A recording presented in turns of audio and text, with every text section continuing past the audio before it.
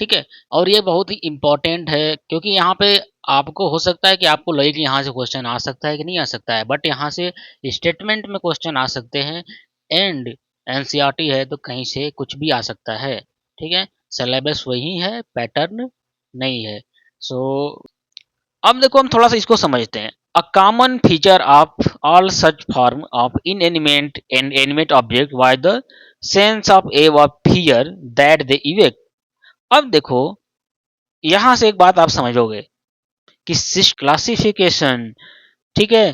तो जैसे ही हमने बायोलॉजी से ह्यूमंस के आगे निकला, हमने क्या किया, सारे लिविंग ऑर्गेनिज्म को आइडेंटिफाई करना, उनका क्लासिफिकेशन करना, उनका एक दूसरे के रिलेशनशिप, फाइलोजेनिक रिलेशनशिप निकालना स्टार्ट कर दिया और हमने उसका हॉरिजॉन्टल एंड वर्टिकल रिलेशन भी देखा। हेलो स्टूडेंट्स, कैसे हैं आप सभी। आज हम स्टार्ट करेंगे एनसीईआरटी 11th का सबसे पहला chapter, that is the living world. Living world में सबसे पहले हम डिस्कस करेंगे पेज नंबर दिस, ठीक है, diversity in the living world. क्यों? क्योंकि अब जो एग्जाम का जो पैटर्न आ रहा है आपका, कुछ भी आ सकता है, तो हम स्टार्ट करेंगे इसको यहाँ से। ठीक है, और ये बहुत ही इम्पोर्टेंट है क्योंकि यहाँ पे आपको हो सकता है कि आपको लगे कि यहाँ से क्वेश्चन आ सकता है कि नहीं आ सकता है, बट यहाँ से स्टेटमेंट में क्वेश्चन आ सकते हैं एंड एनसीईआरटी है तो कहीं से कुछ भी आ सकता है। ठीक है, सिलेबस वही है, पैटर्न नहीं है। So we have to learn everything whatever given in the NCERT. So diversity in the living world, तो हम स्टार्ट करेंगे diversity in the living world और डिस्कस करेंगे दिस पेज को, और साथ में हम द लिविंग वर्ल्ड, इन दोनों को मिला के ही हम डिस्कस करेंगे। आ रही बात समझ में? तो सबसे पहले हम देखेंगे बायोलॉजी। अच्छा, एक बात याद रखना कि एनसीईआरटी ने द लिविंग वर्ल्ड दे रखा है यहाँ पे, but the property of the living नहीं दे रखा है। और नीट के सिलेबस में प्रॉपर्टी ऑफ लिविंग को पढ़ना है हमें। ठीक है, जो 5 प्रॉपर्टी हमें पुरानी एनसीईआरटी में दे रखा था वो यहाँ से हटा दिया है। ओके, बट हम उसको यहाँ पे लर्न करेंगे, आपको उसको नोट्स बनाना है। तो अभी हम पहले क्लास में बात करेंगे क्या, ये जो टोटल आपको दे रखा है diversity in the living world and this, और इसमें हम कुछ बात करेंगे आगे जो कि पुरानी एनसीईआरटी में पेज नंबर 5 पे दे रखा था, वहां से भी हम कुछ चीजों को, कुछ लाइंस को लेके आएंगे यहाँ पे। देखो, जो स्टूडेंट एनसीईआरटी फॉलो करते हैं उनके लिए हम सिर्फ वो एनसीईआरटी को खोल के ओपन करके आप अंडरलाइन कर सकते हो। बाकी हम यहाँ पे लिखते जाएंगे और समझते जाएंगे। आ रही बात समझ में? तो बिफोर स्टार्टिंग दिस चैप्टर, यहाँ पे हमें कुछ वर्ड मिलेगा। क्या वर्ड मिलेगा? That is the word is animate, animate, in animate, anthropogenic, समझो। उसे हम लिख देते क्या यहाँ पे, एंथ्रोपोलॉजी। ये वाला चीज आपको सेल बायोलॉजी में भी मिलेगी, animate and in animate. Okay, and जब आप इसी भी लाइन में पढ़ोगे तो आपको एक और चीज मिलेगा, हॉरिजॉन्टल एंड वर्टिकल रिलेशनशिप। जो लोग अभी पहली बार एनसीईआरटी 11 का स्टडी कर रहे हैं उन्हें ये बात थोड़ा सा समझ नहीं आएगा। ठीक है, बट हम बात करते हैं एनिमेट। तो एनिमेट को आप समझना, इसे हम क्या बोलेंगे, लिविंग, एंड इन एनिमेट को हम बोलते हैं क्या, नॉन लिविंग। एंथ्रोपोलॉजी का मतलब होता है क्या, एंथ्रोप का मतलब देखो होता है ह्यूमन, ठीक है, एंड लॉगी, लॉगस, इसका मतलब होता है हमारे पास स्टडी, स्टडी ऑफ ह्यूमन। आ रही बात समझ में? अब हमने इसको क्यों लिया, समझते हैं आगे। देखो, हॉरिजॉन्टल एंड वर्टिकल रिलेशनशिप को हम अभी डिस्कस करेंगे, अभी यहां से हम छोड़ दे रहे हैं। So now come to the definition. सबसे पहले आपको बायोलॉजी की डेफिनेशन दी गई है, आपको उसे रिमेम्बर करना पड़ेगा क्योंकि ये कभी भी आ सकता है स्टेटमेंट के फॉर्म में। और ये इसकी 3 डेफिनेशन दे रखी है, एक तो पेज नंबर 1 पे एंड पेज नंबर 5 पे आपको 2 डेफिनेशन दे रखा है। एंड हमें यहाँ पे लिखना जरूरी है क्या, कि बायोलॉजी इज द, क्या है biology, biology is the science of life form. हमें समझना है लाइफ फॉर्म होता क्या है। Biology is the science of life form and living process on earth. ठीक है, हमें ये वाला डेफिनेशन मिला, एंड इसके बाद भी हमारे पास डेफिनेशन आएगा जिसको कि हम समझेंगे यहाँ पे। ठीक है, तो पेज नंबर 5 पे क्या दे रखा है कि बायोलॉजी, जो कि पुरानी एनसीईआरटी में था बट हमें यहाँ पे पढ़ना है, biology is the story of life. और ऐसा नहीं है कि आपको नई एनसीईआरटी में नहीं मिलेगा, ये कहीं ना कहीं या तो 11th में या तो 12th में मिल जाएगा। Story of life on earth, या बोल सकते story of life of living organism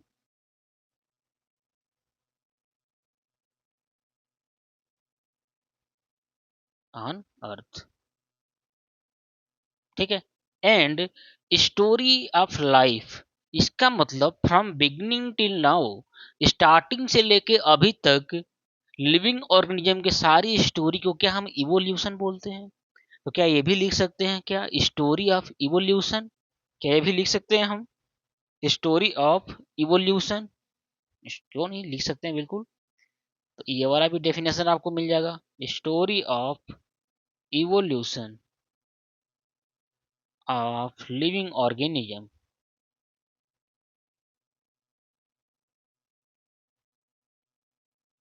on earth.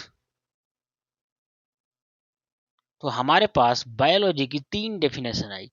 अब हमें यहाँ पे एक चीज समझना है, that is what is the life form. Sorry, life form क्या होता है। देखो, इस अर्थ पे जितनी भी स्पीसीज हैं, उन सिंगल स्पीसीज को हम एक लाइफ फॉर्म बोलते हैं। जैसे हम ह्यूमन एक लाइफ फॉर्म है, आप अपने आसपास कुत्ते देखते हो, that is a life form. कोई एक प्लांट की स्पीसीज है, वो क्या है, एक life form. So what is the life form, life form is all the species. ठीक है, क्या लिख सकते हैं, all the species on earth. Earth पे जितनी भी स्पीसीज है वो सभी रिप्रेजेंट करती हैं एक लाइफ फॉर्म को। एंड द लिविंग प्रोसेस का मतलब क्या होता है, इन सभी लाइफ फॉर्म में, जैसे हम ह्यूमन हैं तो हमारे अंदर क्या हो रहा है, लिविंग प्रोसेस में हमारे अंदर मेटाबॉलिक रिएक्शंस हो रही हैं, हमारे सेल के अंदर मेटाबॉलिक रिएक्शन हो रही है, जिससे हमारी पूरी बॉडी का एक होम्योस्टेसिस बना हुआ है। एंड इन सभी मेटाबॉलिक केमिकल रिएक्शन को हम क्या बोलते हैं, लिविंग प्रोसेस, जिसके थ्रू की हमारी पूरी की पूरी लाइफ का फंक्शन परफॉर्म हो रहा है, that is the living process. तो biology is the science of life form. Life form का मतलब हो गया सभी जितने भी लिविंग ऑर्गेनिज्म है, सभी एक species represent a life form. And in सभी लाइफ फॉर्म के अंदर इस अर्थ पे एग्जिस्ट रहने के लिए जितनी भी chemical reactions and other metabolic reactions हो रही हैं, उसे हम बोलते हैं क्या, लिविंग प्रोसेस। आ रही बात। तो बायोलॉजी की दूसरी डेफिनेशन है कि biology is the story of life of living organism on the earth. इस अर्थ पे स्टोरी ऑफ लाइफ, अरे देखो, अगर स्टोरी ऑफ लाइफ की अगर बात करोगे तो क्या सभी लाइफ फॉर्म को पढ़ने की जरूरत पड़ेगी, पढ़नी पड़ेगी। क्यों, स्टोरी ऑफ लाइफ में ऐसा तो है नहीं कि सिर्फ सिंगल स्पीसीज से मिलके सारी चीजें बन गई होंगी, नहीं। स्टार्टिंग में तो कोई एक आया, बट हमें पूरा का पूरा स्टडी करना पड़ेगा, तब समझ पाएंगे सारे लाइफ फॉर्म को। ठीक है, एंड सारे लाइफ फॉर्म को स्टडी करना है क्या है, उसी का साइंस को हम बायोलॉजी बोलते हैं। तो स्टोरी ऑफ लाइफ, आ रही बात। And then story of evolution, story of life. जैसे मैं बात कर रहा हूँ सिंगल स्पीसीज की, मैं बात कर रहा हूँ ह्यूमन की, मैं ह्यूमन के स्टोरी ऑफ लाइफ की स्टडी कर रहा हूँ, क्या ये एक लाइफ फॉर्म की स्टडी है, दैट इज द ह्यूमन, और from starting till now, beginning से लेके आज तक जो हमने स्टडी किया, उस सारी स्टोरी को हम उस पर्टिकुलर लिविंग ऑर्गेनिज्म के इवोल्यूशन बोल सकते हैं। अरे हम कब क्या थे, चलो समझो हम क्या थे, बंदर थे, ठीक है, तब से लेके आज तक की सारी स्टोरी, क्या हमारे ह्यूमन की इवोल्यूशन हुई, क्या उसकी स्टडी में उसकी सारी लाइफ की स्टोरी आई, क्या एक किसी एक लाइफ फॉर्म है, लाइफ फॉर्म है तो क्या स्टोरी में अगर उसके लाइफ फॉर्म की स्टडी करेंगे तो उसमें लिविंग प्रोसेस आएगा कि नहीं। तो ये रहा अपने पास बायोलॉजी का पूरा डेफिनेशन। अब देखते हैं यहाँ पे कि हम सारे जगह पे ऑन अर्थ लगा रखा है, ऑन अर्थ, ठीक है। तो बायोलॉजी जो होती है, अर्थ पे जितने भी लिविंग ऑर्गेनिज्म हैं, अर्थ पे जितने भी लिविंग ऑर्गेनिज्म है उनकी स्टडी को हम बायोलॉजी कहते हैं। एंड प्लैनेट अर्थ के बाहर जितने भी लिविंग ऑर्गेनिज्म हैं उनकी स्टडी को हम बोलते हैं क्या, एक्सोबायोलॉजी। क्या बोलते हैं, एक्सोबायोलॉजी। लिखो, यहाँ पे लिख सकते हो आप, स्टडी ऑफ लिविंग ऑर्गेनिज्म। जैसे हम अगर मंगल ग्रह पे चले गए, ठीक है, चंद्रमा पे चले गए, ठीक है, अदर देन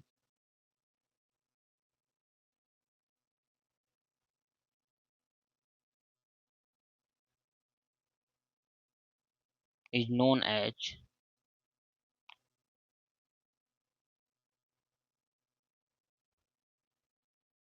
हरी बात समझ में, ठीक है, study of living organism other than planet earth, earth के बाहर, अर्थ को छोड़ के जितने भी लिविंग ऑर्गेनिज्म की स्टडी करते हैं उसको क्या बोलते हैं, एक्सोबायोलॉजी, ठीक है। अब देखो यहाँ पे एक बात आती है, इसके बाद हमने देखा, एंड द सेकेंड लाइन हम बात करें क्या, the living world comprise an amazing diversity of living organism, early man could easily perceive the difference between inanimate matter and living organism. Inanimate का मतलब क्या हुआ, नॉन लिविंग ऑर्गेनिज्म।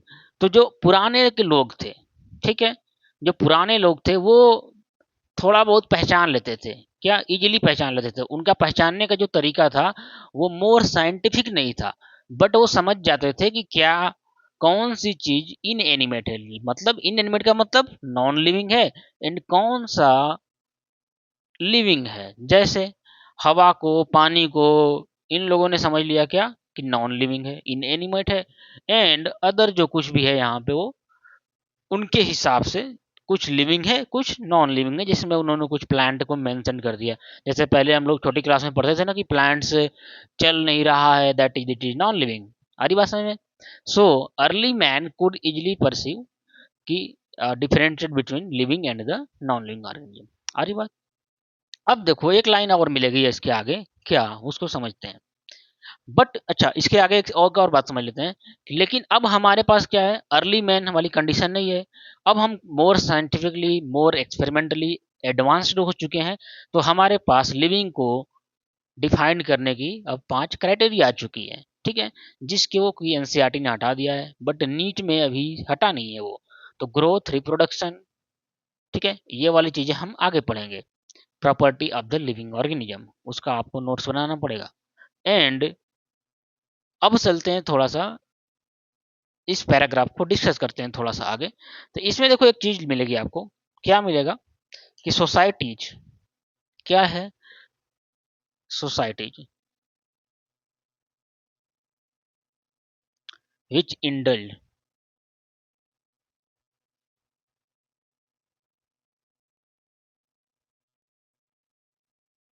इन anthropogenic, या बोल सकते हो एंथ्रोपोसेंट्रिक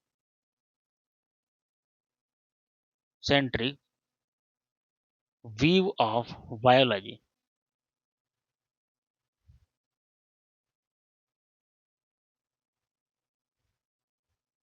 क्या बोला कि societies which indulge in anthropocentric view of biology does not, या बोल सकते कुड रजिस्टर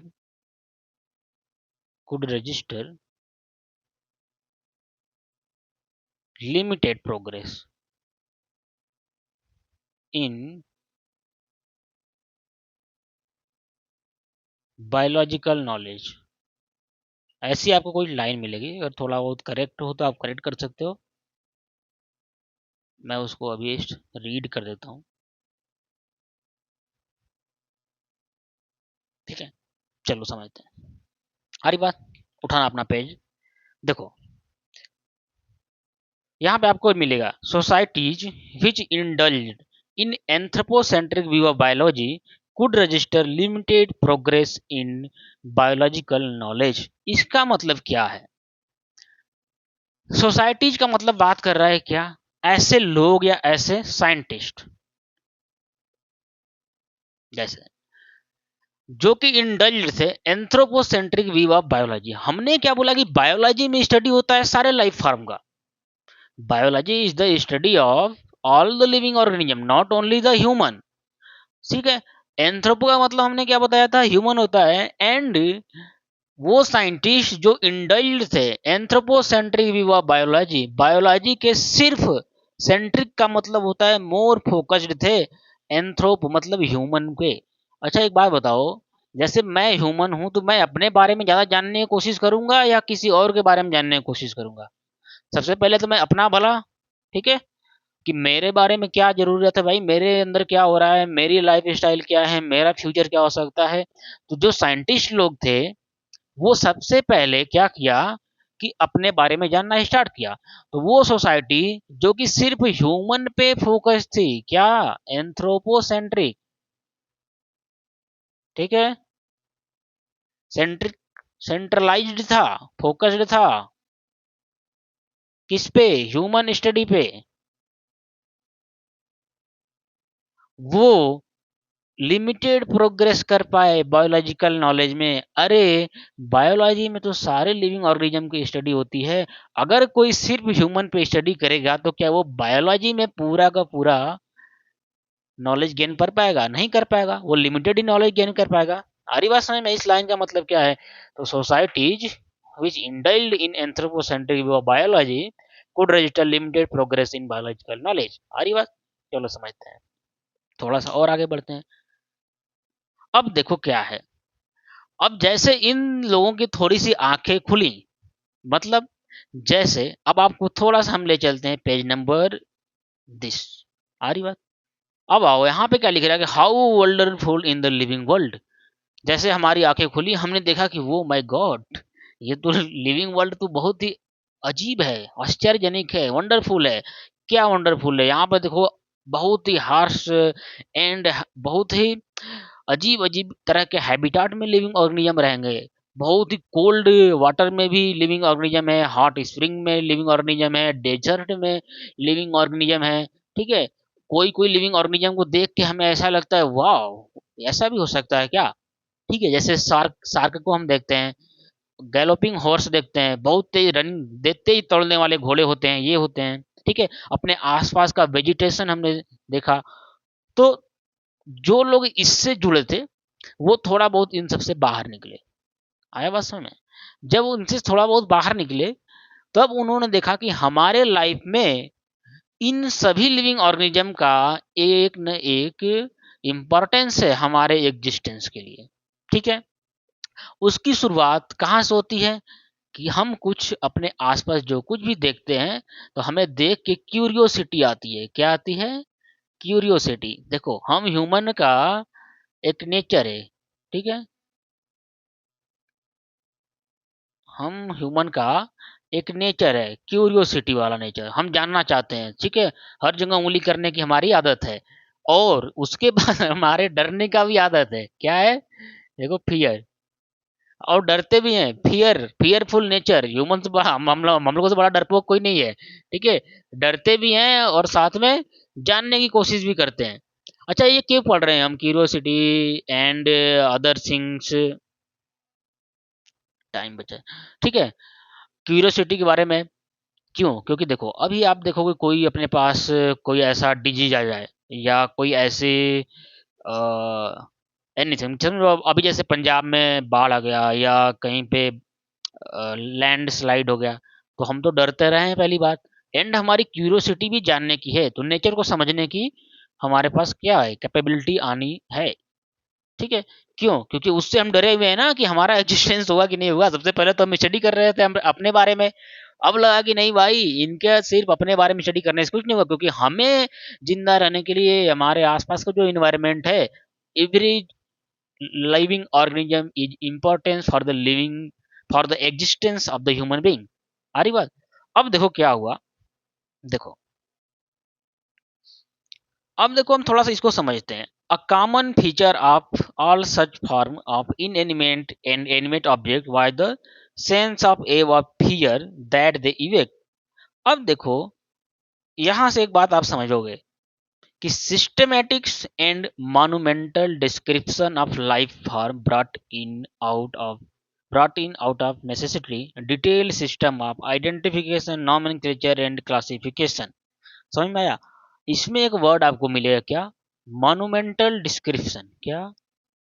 मॉन्यूमेंटल डिस्क्रिप्शन।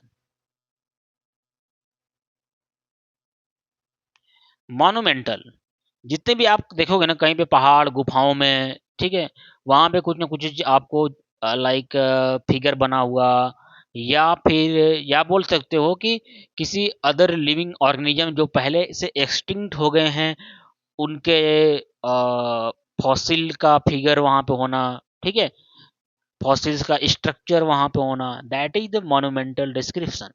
और साथ में हमने जो लिविंग ऑर्गेनिज्म है, लाइक प्लांट्स हो गया, ब्यूटीफुल फ्लावर हो गए, लाइक शार्क हो गया, गैलोपिंग हॉर्स हो गया, हार्स कंडीशन में स्प्रिंग, हॉट स्प्रिंग में रहने वाले लिविंग ऑर्गेनिज्म हो गए, या लाइक आपका बैक्टीरिया, आर्की बैक्टीरिया कहाँ का इतने गर्म पानी में रह रहे हैं 100 डिग्री सेल्सियस में, डेजर्ट में रह रहा है कोई। ठीक है, शार्क की कंडीशन देख लो आप, यूं पूरा देखते ही वंडर होता है।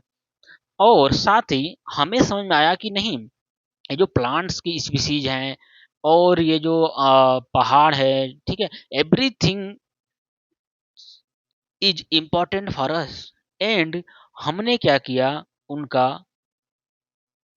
क्लासिफिकेशन स्टार्ट किया। अब देख रहे हो हम क्या स्टार्ट कर रहे हैं, हम एंथ्रोपोसेंट्रिक व्यू से हट के बायोलॉजी की तरफ जा रहे हैं। आ रही बात?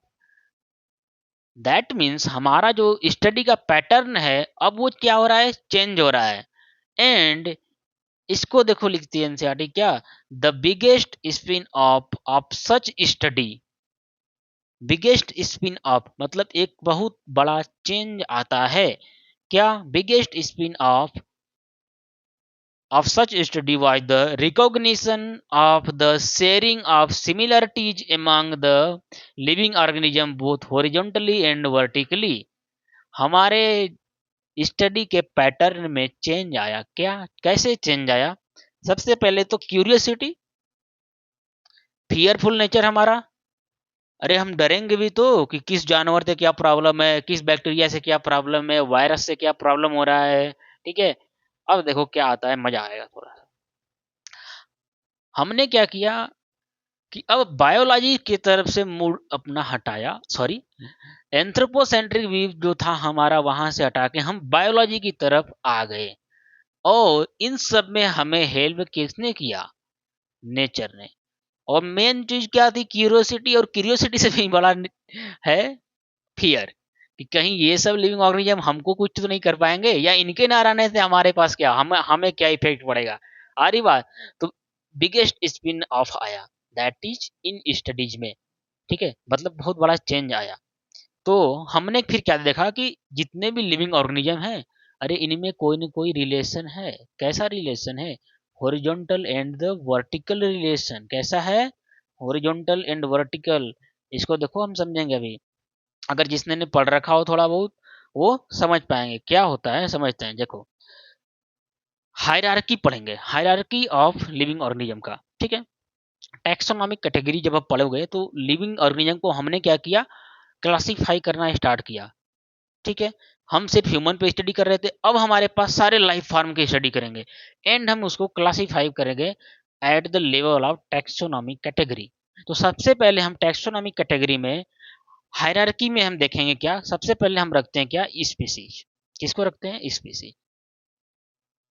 ठीक है, एंड दिस जीनस। क्यों हम ये समझ रहे हैं, अभी समझ में आएगा जब हम अभी एनसीईआरटी को रीड करेंगे। आ रही बात समझ में? उसके बाद हमने रखेंगे इस हायरार्की में फैमिली, देन ऑर्डर, आ रही बात, एंड देन क्लास। सॉरी ये तो छोटा बन जाएगा,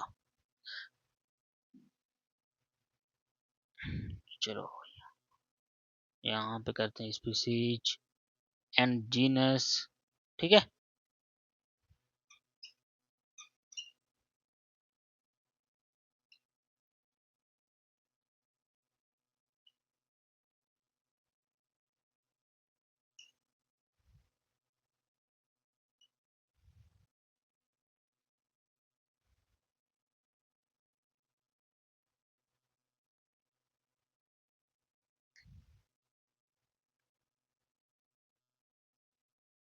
प्लांट के लिए यहाँ पे क्या यूज करते हैं, डिवीजन।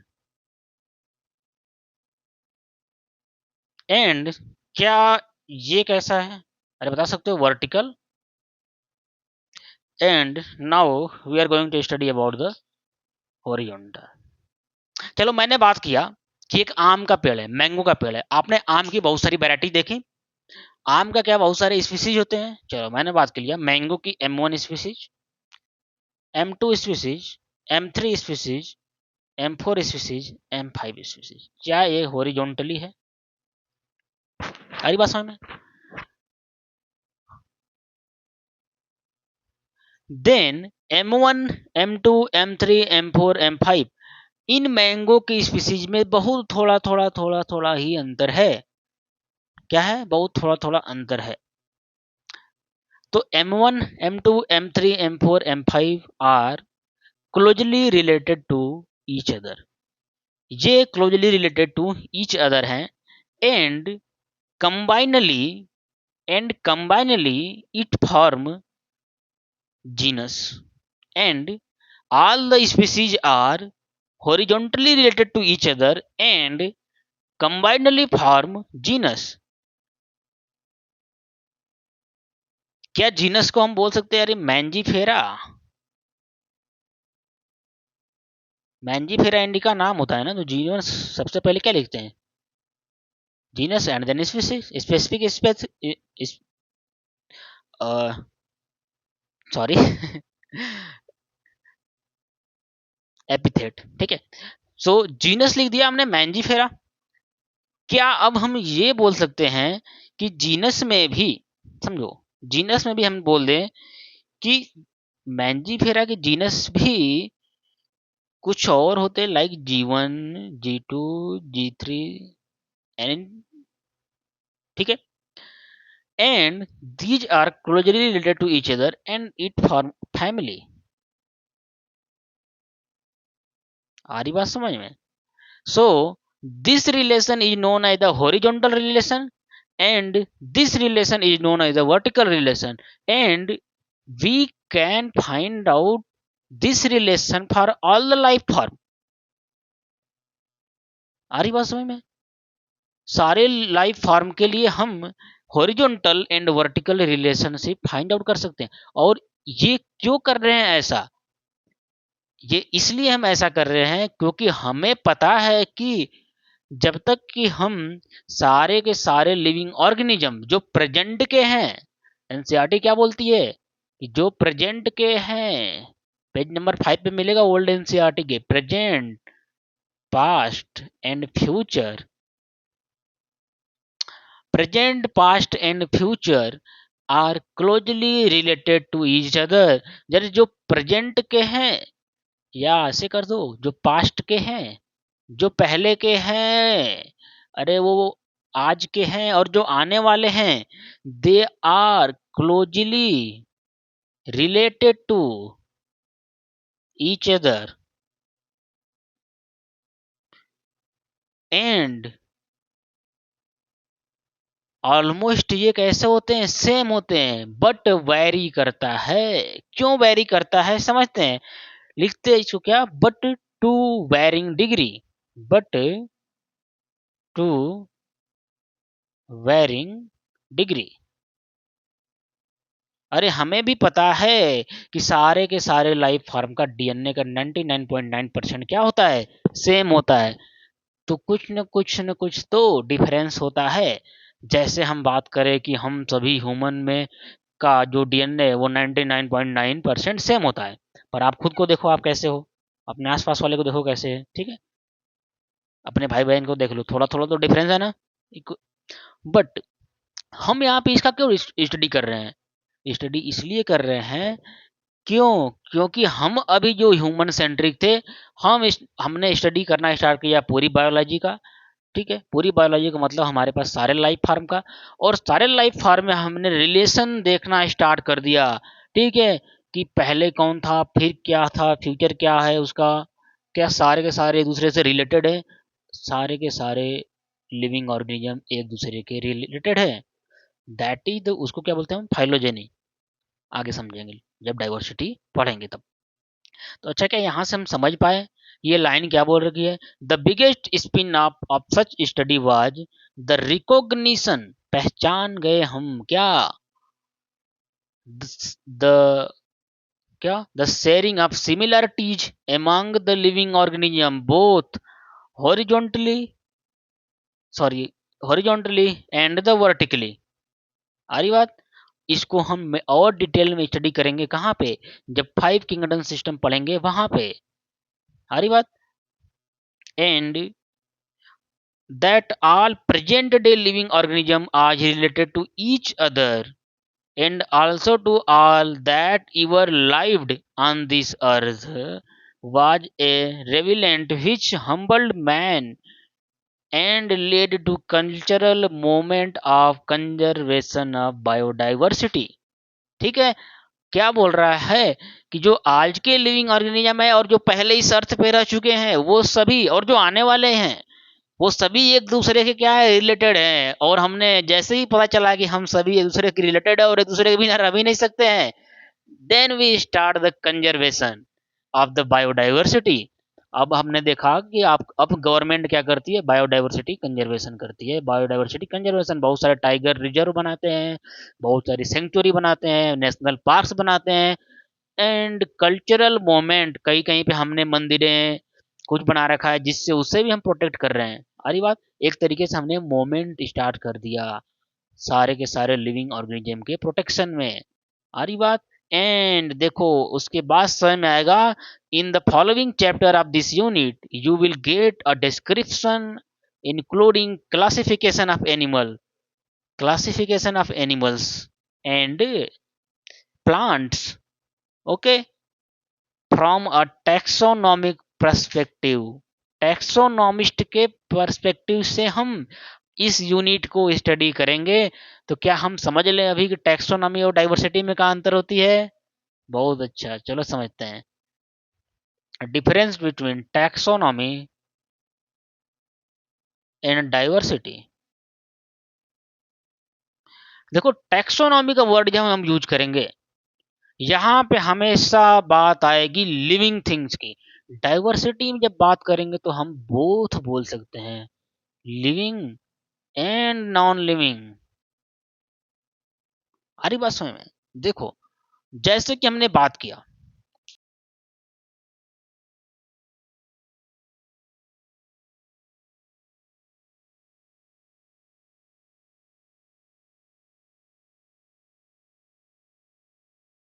हमारे पास ये 4 कलर के मार्कर हैं, blue, red, blue, green, red and black. क्या मैं बोल सकता हूं कि there is the diversity in the colour of the marker? बिल्कुल बोल सकते हैं। क्या हम बोल सकते हैं कि there is taxonomy in colour of the marker? नहीं बोल सकते। क्यों? कि टैक्सोनॉमी हमेशा यूज करेंगे किसके लिए, लिविंग के लिए। बट एक बात याद रखना, अगर हमारे पास 4-5 प्लांट है, ठीक है, चारों के फ्लावर के कलर अलग हैं, हम वहां पे बोल सकते हैं कि diversity in the colours of the flower of the plant, and we can also tell the taxonomy. But more correct क्या होगा, टैक्सोनॉमी बोलना। तो taxonomy is only for the living organism and the diversity we use for the living and the non living organism. तो क्या हमें NCERT बोल रही है, क्या क्या बोल रहा है कि हम एनिमल और प्लांट की स्टडी करेंगे फ्रॉम अ टैक्सोनॉमिक पर्सपेक्टिव। ठीक है, टैक्सोनॉमी के पर्सपेक्टिव में हम स्टडी करेंगे। ठीक है, चलो बात करते हैं। अब देखो, हमने ये वाली चीजें यहां तक डिस्कस कर दिया था कि क्या क्या होता है एंड एवरीथिंग। अब देखो, अभी तो हमने देखा कि एक रिलेशनशिप होता है। ठीक है, और हमें यह भी पता चला कि एक दूसरे के ऊपर, एक दूसरे के हम डिपेंड भी हैं, एक दूसरे से क्लोजली रिलेटेड भी हैं। अब यहां से हम इकोलॉजी की तरफ समझते हैं, जो एनसीईआरटी बोलती है इस वाले पेज में। क्या बोलता है, the ecological conflict and cooperation among the member of population and among population of a community। समझते हैं इसको। द कॉन्फ्लिक्ट एंड कोऑपरेशन, आप लोगों ने अगर कोई इकोलॉजी अगर पढ़ा है तो उसे पता होगा पॉपुलेशन कम्युनिटी इंटरेक्शन। ठीक है, कम्युनिटी इंटरेक्शन। हम इसको डिटेल में यहाँ पे स्टडी नहीं करेंगे, बट आपको हम समझाएंगे थोड़ा सा closely related to each other. इसको रहने देते हैं। देखो क्या बोल रहा है, ecological conflict and cooperation among population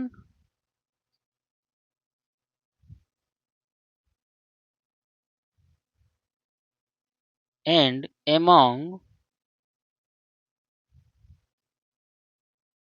population of a community, या बोल सकते among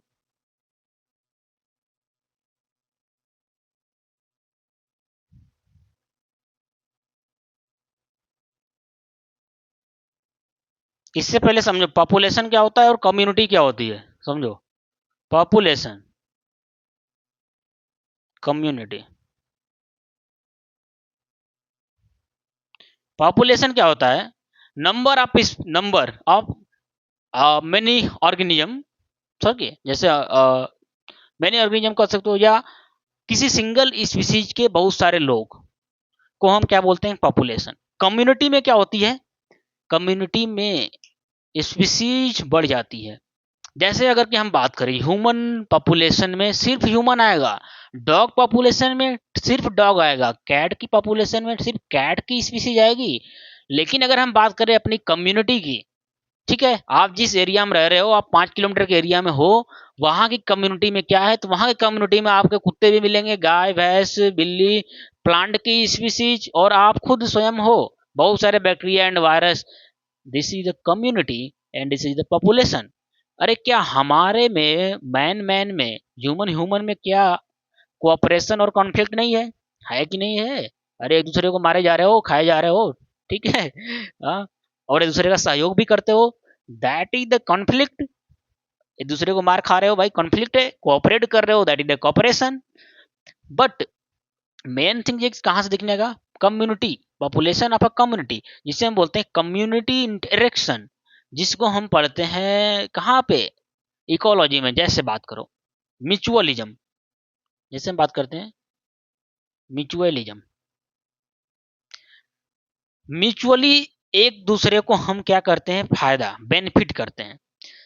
ठीक है, जैसे हम बात करें, एक ए है एंड बी है, एक को फायदा हो रहा है, दूसरे को भी फायदा हो रहा है, दूसरे म्यूचुअली काम कर रहे हैं, एक को फायदा भी हो रहा है, दूसरे को भी फायदा हो रहा है, दैट इज द म्यूचुअलिज्म। और ये बात समझ में। एंड देन बात करते हैं कॉमेंसलिज्म, प्रीडेशन एंड एवरीथिंग। एक और ले लेते हैं, जैसे लाइक प्रीडेशन। प्रीडेशन में क्या होगा, अरे एक को फायदा होगा, एक को नुकसान होगा। प्रीडेशन जैसे मान लो टाइगर है, हिरण आ रहे हैं पानी पीने तालाब के किनारे, तो वो माहौल बनाओ। ठीक है, एक तालाब है, वहां पे हिरण है, सांबर है, और सारे जानवर है जो टाइगर के मतलब खाने वाला है टाइगर उसको। तो टाइगर को तो फायदा हुआ ना, अरे हिरण का नुकसान हुआ, प्रीडेटर हूँ। ठीक है, कौन है यहाँ पे, टाइगर। क्या एक दूसरे के रिलेटेड है कि नहीं? क्या यहाँ पे कॉन्फ्लिक्ट हुआ? ओके, इकोलॉजिकल कॉन्फ्लिक्ट हुआ? अरे आपने एक को खा गया भाई, कॉन्फ्लिक्ट नहीं है, ठीक है। एंड कोऑपरेशन हुआ, म्यूचुअलिज्म हुआ। तो इकोलॉजिकल कॉन्फ्लिक्ट एंड कोऑपरेशन और भी चीजें यहाँ पे होती है, लाइक कॉमेंसलिज्म, ये सब हम कहाँ पढ़ेंगे? इकोलॉजी में। देखो ये चैप्टर इतना इंपॉर्टेंट है कि हमें ये पूरी बायोलॉजी घुमा के इकोलॉजी तक भी ला दिया। और अभी हम ये क्यों पढ़ रहे हैं? क्योंकि हम तो सबसे पहले देख रहे थे कि ह्यूमन पे स्टडी करेंगे, and then we come to धीरे धीरे जानना स्टार्ट किया कि सभी लिविंग ऑर्गेनिज्म एक दूसरे से रिलेटेड होता है, हॉरिजॉन्टली एंड वर्टिकली रिलेटेड होता है। बट उससे पहले भी ये हमने ये पता कर रहे हैं कि अरे ये इकोलॉजिकल कॉन्फ्लिक्ट एंड कोऑपरेशन भी होता है लिविंग ऑर्गेनिज्म में। हरी बात। इसका मतलब ये सभी फिर से एक दूसरे से रिलेटेड हैं, एक दूसरे से फिर रिलेटेड है। जैसे आप जंगल का कानून देखो, जंगल में क्या होता है, सभी एक दूसरे पे रिलेटेड है। फूड चैन बना हुआ है, पूरा का पूरा फूड चैन, जिसका सीधा का सीधा इफेक्ट हमारे ऊपर पड़ता है। ठीक है, फूड चैन के बारे में हम डिस्कस करेंगे। जैसे अभी आप समझ लो एक छोटा सा एग्जांपल से, अगर ग्रासलैंड खत्म हो जाए, घास खत्म हो जाए, तो क्या होगा? अरे ग्रासलैंड खत्म होगा, ये हिरण विरण जो होते हैं ये क्या खाते हैं? घास। गाय भैंस क्या खाती है, बकरी क्या खाती है? सब घास खाते हैं। इन सभी से किसका पेट भरता है?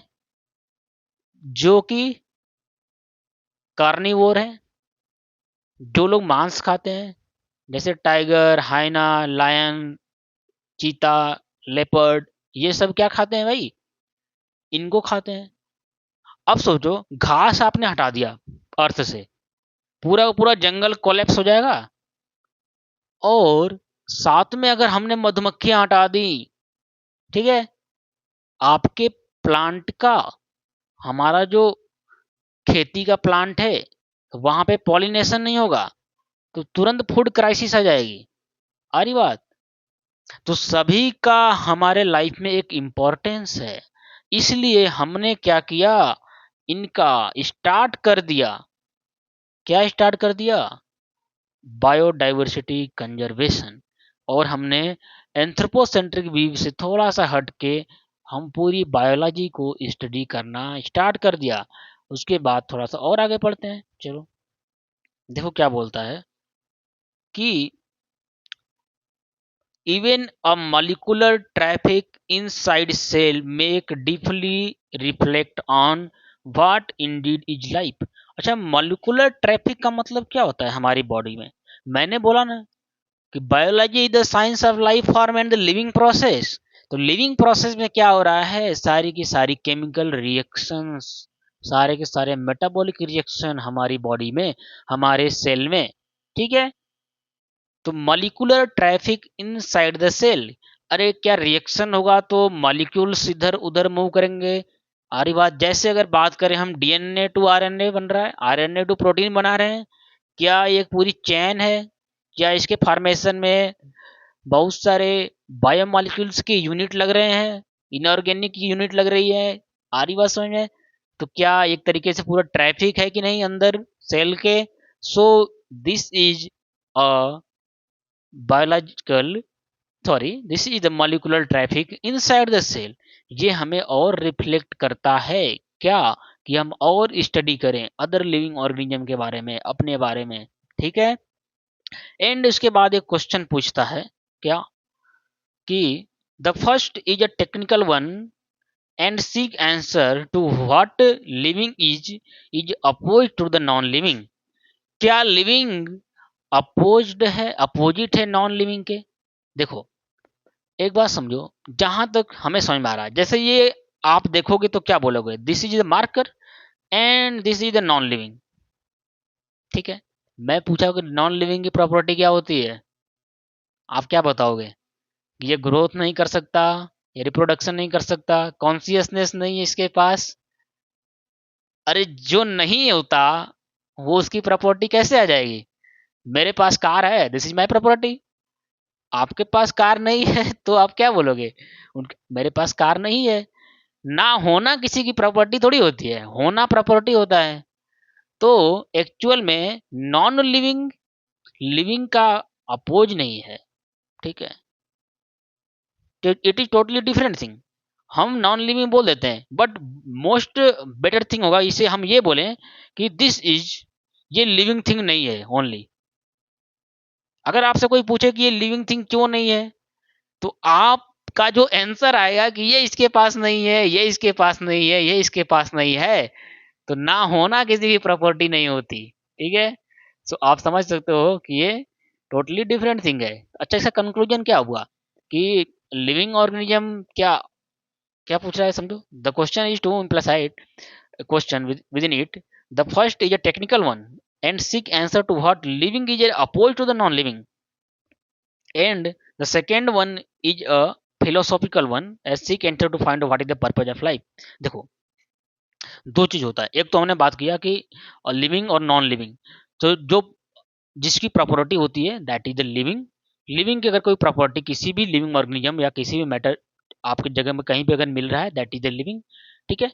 और द सेकेंड वन मेन अच्छा रहेगा बोलना, जो कि लिविंग से प्रॉपर्टी मैच नहीं कर रही है, उसे हम बोल सकते हैं इट इज लिविंग थिंग नहीं है।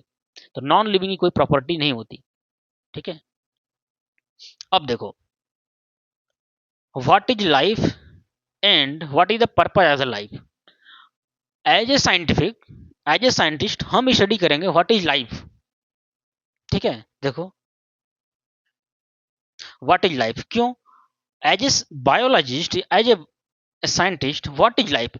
जैसे ही हम बात करेंगे व्हाट इज लाइफ, तो हमारे पास ये अभी जितना भी हमने स्टडी किया, लाइफ फॉर्म के बारे में स्टडी करना, लिविंग प्रोसेस के बारे में स्टडी करना, एक दूसरे के रिलेशनशिप के बारे में स्टडी करना, उसे आइडेंटिफिकेशन करना, क्लासिफिकेशन करना, वर्टिकल एंड हॉरिजॉन्टल रिलेशनशिप देखना, ठीक है। उसके पास्ट, प्रेजेंट और फ्यूचर का हमें पूरा कंक्लूजन निकालना, it is the scientific view of living. And what is the purpose of life का मतलब हो गया कि अब आप इन सबसे बाहर निकल गए हो, ठीक है। अब आपको अपने जिंदगी में क्या करना है, ठीक है। That is the philosophical view of life. जैसे कोई आ जाता है ज्ञान देने, बेटा तुम ये कर सकते हो, वो कर सकते हो, आपके लाइफ में ये होना चाहिए, फलाना ने किया, डिनका ने किया, ठीक है। ये सब जो ज्ञान देने लगते हैं वो सब क्या है, फिलोसॉफिकल व्यू, ठीक है।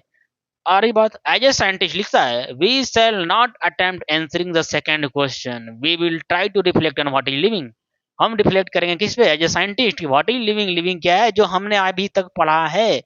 और as a philosophy, as a दर्शन, दार्शनिक, जैसे आपने सुना होगा, बहुत लोग आते हैं बेटा जिंदगी ये है, जिंदगी ऐसे जियो, जिंदगी में वो करो, शादी ब्याह कर लो, बच्चे बच्चे, जो भी जितना भी ज्ञान देने वाले लोग हैं, वो लाइफ के बारे में बताते हैं, ठीक है। साइंटिस्ट का मतलब ये नहीं है कि तुम क्या करोगे। साइंटिस्ट क्या करता है, लिविंग के अंदर जाता है, ठीक है, उधर ही देखता रहता है, अपना रिसर्च करता रहता है। और जो फिलोसॉफिकल है, व्यू है, वो बताते हैं कि लाइफ में आपको ये करना है, वो करना है, ऐसे जीने का तरीका है, ये है, वो है, ठीक है। तो एज ए साइंटिस्ट हमारा काम ये नहीं है।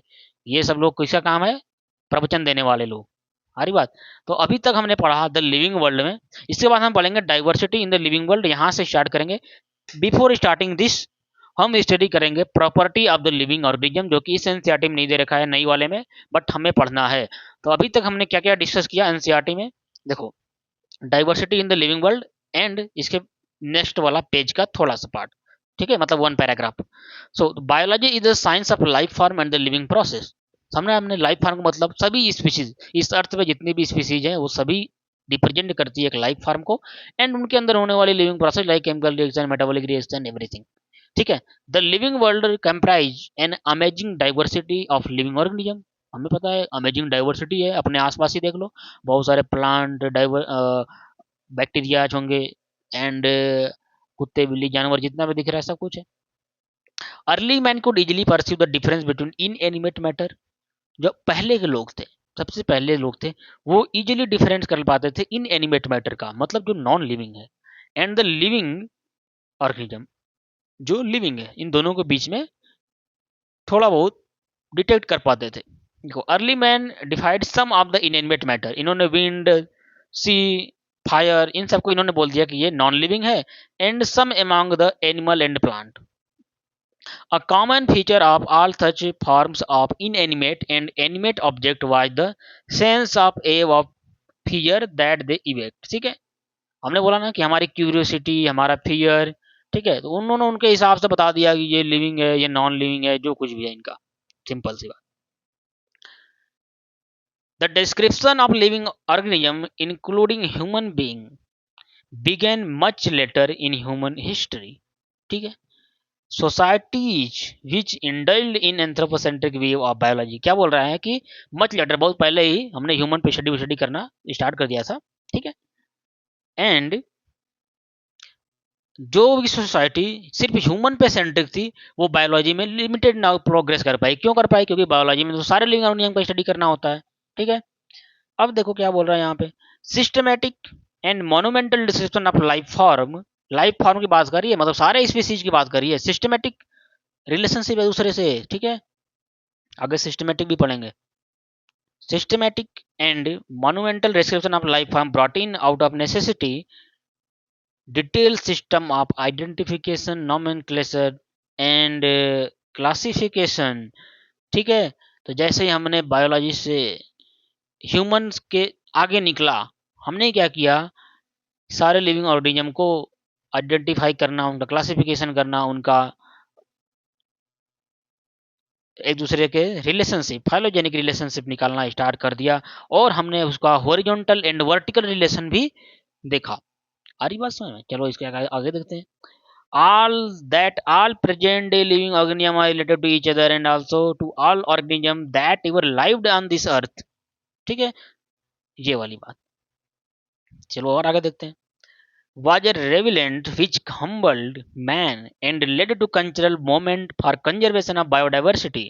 हमने बायोडाइवर्सिटी का कंजर्वेशन करना स्टार्ट कर दिया। और इससे पहले हमारे पास हमने देखा था इकोलॉजिकल कॉन्फ्लिक्ट एंड कोऑपरेशन, कि क्यों हमारे लिए इकोलॉजिकल जो इम्पोर्टेंस है किसी कम्युनिटी में सारे लिविंग ऑर्गेनिज्म का, वो भी हमारे पास क्या करता है, बायोडाइवर्सिटी कंजर्वेशन। इसलिए आज हमारे जो गवर्नमेंट है वो क्या करती है, बहुत सारे नेशनल पार्क्स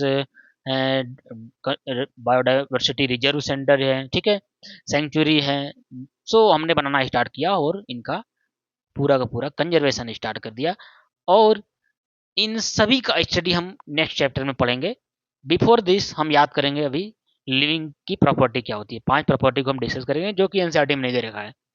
एंड देन बात करेंगे कि हम इन सभी लिविंग ऑर्गेनिज्म को कैसे डाइवर्सिफाई, मतलब कैसे क्लासिफाई करते हैं। तो ये हमारा चैप्टर का एक पूरा रूपरेखा बन गया हमारे पास। इसके अकॉर्डिंग हमें आगे पढ़ना है। और एनसीईआरटी यहाँ पर लिखती है कि हमें ये जो यूनिट पढ़ना है वो एक टैक्सोनॉमिस्ट के पर्सपेक्टिव से पढ़ना है। तो आप इसको रिवाइज करें, एनसीईआरटी लाइन बाय लाइन पढ़ें, और कुछ लाइनों को जो हमने यहाँ पे लिखा है उसको आप याद करो, वो स्टेटमेंट वाइज में क्वेश्चन आ सकता है, ठीक है। सो आज के लिए इतना ही, थैंक यू। और हाँ, अगर आपको कॉन्सेप्ट समझ में आता है, एनसीईआरटी की चीज़ें समझ में आती हैं, सो आप अपना कमेंट बॉक्स में अपनी राय विचार दे सकते हो, और साथ ही आप इसे लाइक, सब्सक्राइब और अपने दोस्तों में शेयर कर सकते हो। Okay, thank you.